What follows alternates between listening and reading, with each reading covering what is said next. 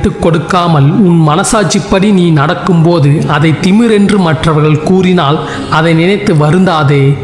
ஒவ்வொருவருக்கும் விளக்கம் கொடுக்க வேண்டிய அவசியம் இல்லை. ஒரு கொள்கையில் பிடிப்புடனும் விடாமுயற்சியுடனும் நேர்மையாகவும் செயல்பட்டால் உங்களுக்கு வெற்றி நிச்சயம். உண்மையில் தீராத பிரச்சனைகள் என்று எதுவுமே இல்லை. சிந்தித்து செயல்படுங்கள்.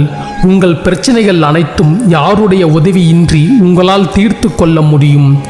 வாழ்க்கையில் ஏதாவது இழக்கும் போது நினைத்துக்கொள், வாழ்வில் நீ இழந்ததை விட சிறப்பான ஒன்றுக்காக வாழ்க்கை உன்னை தயார் செய்கிறது என்று.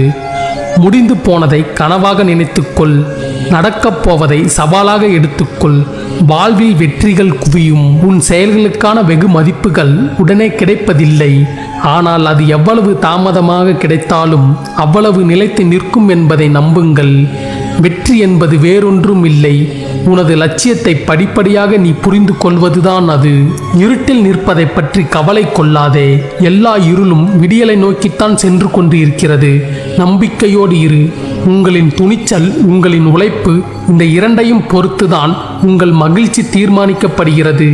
விதி என்று எதையும் விட்டுவிடாதே. தொடர்ந்து போராடு. விதிவிலக்கு என்று